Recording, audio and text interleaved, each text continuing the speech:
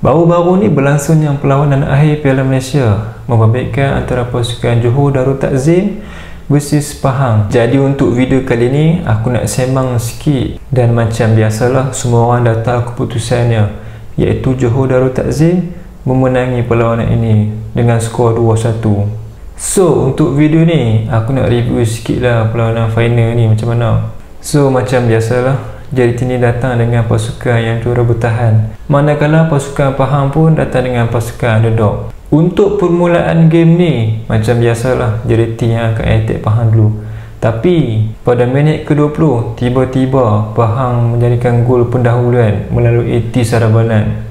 T Sarabanan menyempurnakan gol tersebut hasil daripada persepakan penjuru.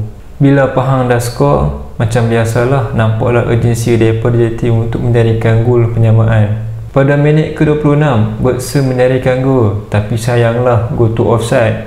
Bersambung perlawanan pada minit ke-35, Seri Pahang pula dikenakan kad merah, iaitu Sergio Aguero telah mengasari Beksen. Aguero bukan sepak dia pun, tapi dia terajang kaki Beksen tu. Mana kan kawan. Daripada situ Pahang dah start main 10 orang. Bayangkanlah 11 lawan 11 pun susah nak makan JDT ni, apatah lagi 11 lawan 10. Tamat first half, Seri Pahang masih lagi leading 1-0. Masuk dia second half, JDT memang main attack gila lah. Sampai pada minit ke-54, JDT dihadapkan sepakan penalti. Dan siapa lagi yang skor? Mestilah Beksen kan. Baru je JDT nak semangat ambil, tuk-tuk JDT pula kena kad merah, iaitu abang Oppo mereka kena kad merah. Pak Junho kena kad kuning yang kedua selepas mengasari pemain Pahang, iaitu Bakiuddin. So bila 10 lawan 10 ni, game jadi seimbang lah. Seimbang ke? Dan pada minit ke-73 muncullah pemain MVP, iaitu Arif Aiman. Arif Aiman menjadikan gol kemenangan untuk JDT. Lepas pada gol Arif Aiman tu, nampaklah Seri Pahang ni cuba untuk kawal balik, tapi macam biasalah, defend JDT ni memang padu.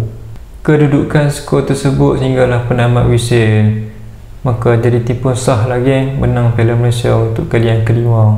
Untuk game final ni aku memang respect lah dekat Pahang. Walaupun mereka ni tak ada player star, tapi mereka ni main dengan bersemangat. Mungkin kalau Aguero tak dikenakan kad merah, aku rasa game dia jadi lain. Dan untuk JDT pula, memang tak boleh nak cakap apalah, mereka ni dah banyak pengalaman dekat game-game besar ni. Arif Aiman, Beksen main dengan baik walaupun dalam tekanan yang tinggi. So kesimpulannya, JDT memang pasukan yang kuat lah. Mereka ni ada mentaliti juara yang banyak, yang tinggi. Dan untuk Seri Pahang, memang pasukan underdog. Aku pun tak jangka JDT boleh skor 2-1 je lawan dengan mereka ni. Lepas pada perlawanan final tu, ramai orang duk puji Ibrahim Manusi. Siapa sebenarnya Ibrahim Manusi ni?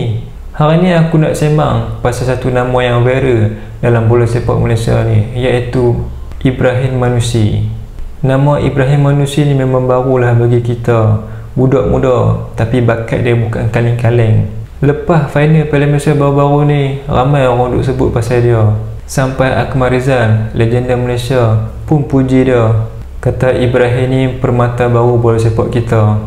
Kalau hampa tak kenal lagi siapa dia ni, mai aku kenalkan sat. Ibrahim Manusi ni adalah player daripada Pahang. Walaupun dia baru, tapi gaya permainan dia ni laju, berani ambil risiko, dan yang paling penting, dia berani pegang bola selama mungkin dalam game-game besar macam tu. Bukan senang tau. Dalam final lawan JDT tu, walaupun Seri Pahang ni kalah, tetapi Ibrahim Manusi ni main dengan semangat yang tinggi. Dia bukan saja lari tak berhenti, pressing high, tetapi juga cipta beberapa peluang yang bahaya. Dan yang buat cerita ni tambah best apabila Akmal Rizal, striker legend Malaysia, pun puji dia juga. Ibrahim ni ada semua ciri-ciri player moden: laju, teknikal, dan pandai cari ruang. Kalau dah legend pun mula buka mulut untuk puji dia ni, hampa faham lah yang budak ni ada something special. Kalau dia tu kerja keras, maintain fokus, aku rasa dia boleh pergi jauh lah dalam Malaysia ni, mungkin dalam masa 2-3 tahun lagi. Tapi satu je lah aku nak pesan dia ni, jangan lupa diri, jangan terperangkap dengan bintang TikTok syndrome. Fokus pada career, fokus pada bola dulu. Glamour ni piman-piman dia akan balik kat kita juga. So again, Ibrahim Sanusi ni baru permulaan, tapi dengan bakat dan attitude dia, Malaysia ada harapan nak tengok bakat yang boleh power gila. Kita doakan dia supaya dia terus meletup, bukan setakat dalam liga je, tapi untuk skuad kebangsaan Malaysia untuk satu hari nanti. Aku rasa tu je lah untuk video kali ni. Kalau hampa suka konten aku, hampa boleh like, hampa boleh komen, hampa boleh subscribe, dan jangan lupa share. Dan kalau hampa nak aku komen pasal player-player, hampa komen je kat bawah. Ciao.